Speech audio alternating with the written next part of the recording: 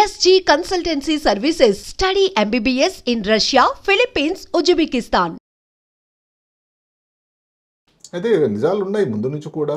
ఎందుకంటే సిటీ స్కాన్లో వచ్చేది ionizing radiation అంటాం. సో అయనైజింగ్ రేడియేషన్ వల్ల ఇబ్బందులు ఉన్నాయని అందరికీ తెలిసిందే. అయితే ఈ మధ్య కాలంలో వచ్చిన పరిశోధన బట్టి అంత ప్రమాదం అని అసలు అందరూ నమ్మశక్యం కాకుండా ఉన్నారు. అంతకుముందు 2 మాటలు సిటీ స్కాన్ అనేది ఎంత వైద్య రంగంలో విప్లవం తీసుకొచ్చిందో, దానికోసం ఎంత వ్యయ ప్రయాసాలకు వచ్చి ఆ శాస్త్రజ్ఞులు ఈ పరీక్షను చేశారో 2 మాటలు చెప్పుకుందాం.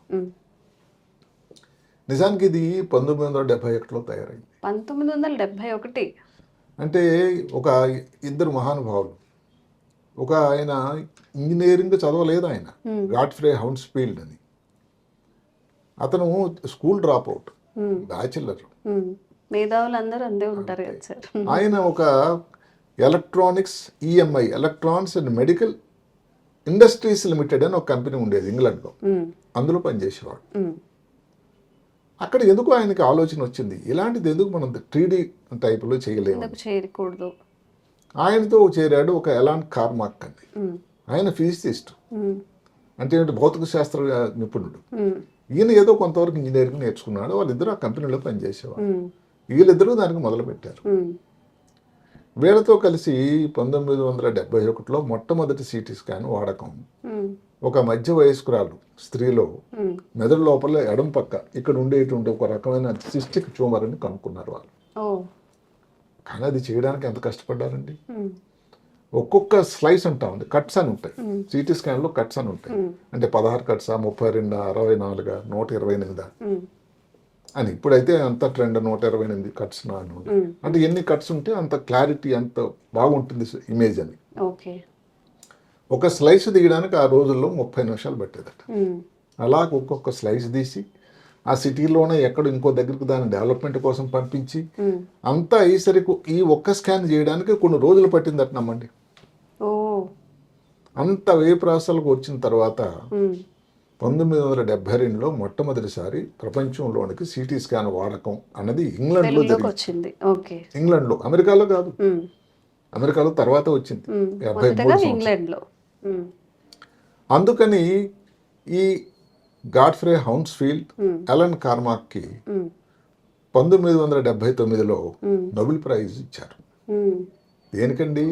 Medical science and physiology. ఇందులో ఇద్దరు డాక్టర్లు కాదు. ఒక ఆయన భౌతిక శాస్త్రవేత్త, రెండోది ఒక మామూలుగా so-called not fully qualified engineer.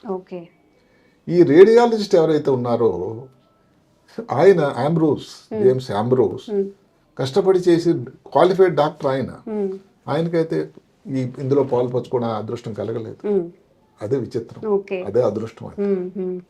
ఏమైతే నేను అక్కడ నుంచి 53 సంవత్సరాలైంది సిటీ స్కాన్ వాడకం. అసలు ఇంక వెనక చూడలేదండి భారతదేశంలో సిటీ స్కాన్ వాడకం. నేను చదువుకున్నటువంటి ఆల్ ఇండియా ఇన్స్టిట్యూట్ మెడికల్ సైన్సెస్లో ఢిల్లీలో 1978లో వచ్చింది. అంటే 6 సంవత్సరాలు తర్వాత. అంటే ఎంత వాడకం ఎక్కువైంది అని అంటే ప్రతి సంవత్సరం కూడా 3 నుంచి 4% ప్రతి సంవత్సరం పెరుగుతూ ఉందట. 2024కి 23కి 25కి అలా చూసుకుంటూ ఉంటే ఇంకా పెరుగుతుంది. దీని ఆధారపడే ఒక గొప్ప పరిశోధన వచ్చింది. Journal of American medical association internal medicine అని ఒక ప్రఖ్యాత జర్నల్లో ఈ మధ్య కాలంలో ప్రచురించబడింది. 2023లో అమెరికాలో 93 మిలియన్ల సిటీ స్కాన్ వాడారు. నమ్ముతారా?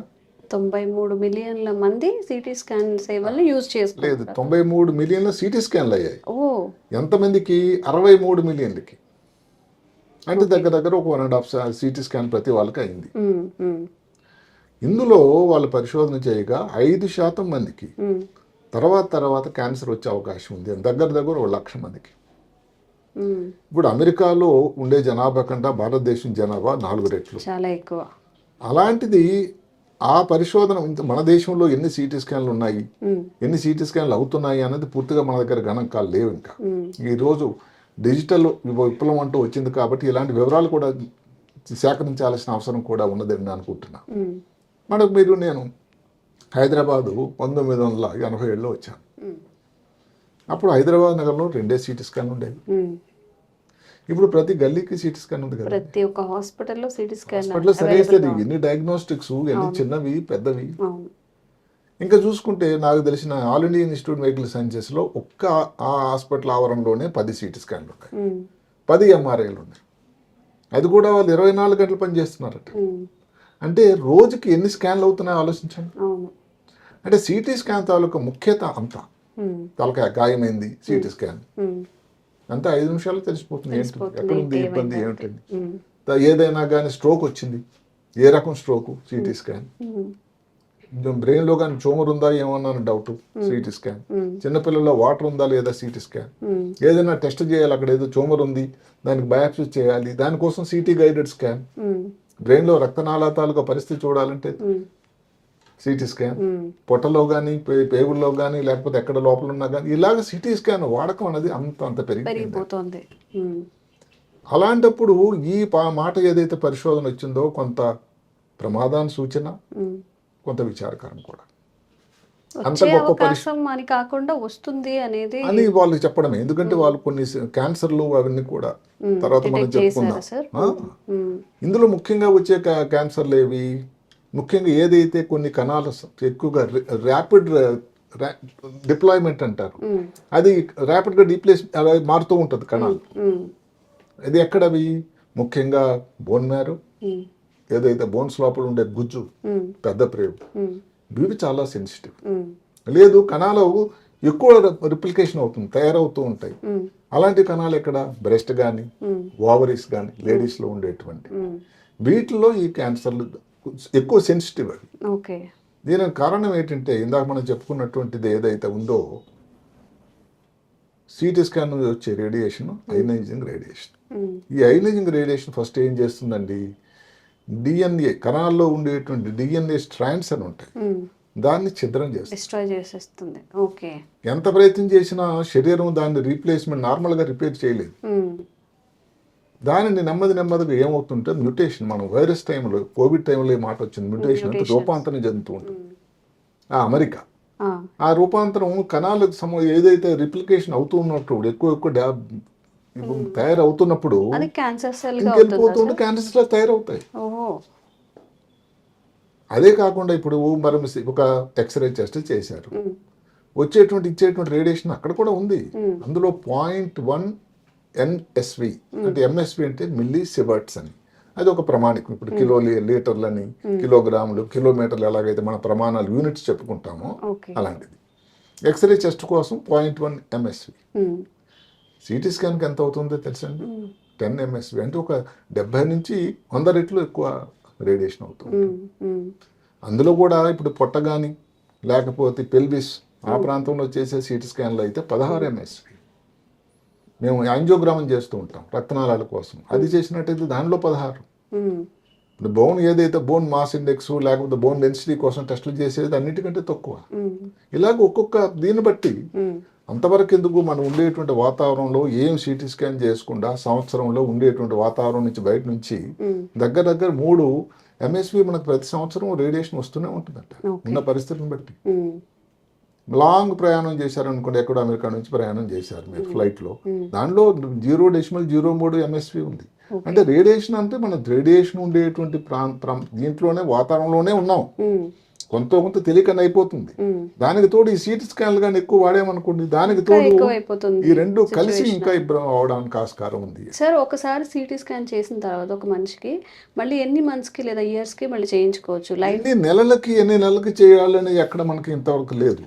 అక్కడ ఏమిటంటే డెఫినెట్గా అది ఒకటి కొన్ని ప్రమాణాలు మనకు తెలుస్తున్నాయి. ఉదాహరణకి చిన్నపిల్లలు అనుకోండి, చాలా సెన్సిటివ్ వాళ్ళ తాలూకా ఏవైతే ఉన్నో శరీరంలో ఈ అన్ని కూడా అవయవాలని తయారయ్యేటువంటి సమయం కాబట్టి సెన్సిటివ్ బాగా.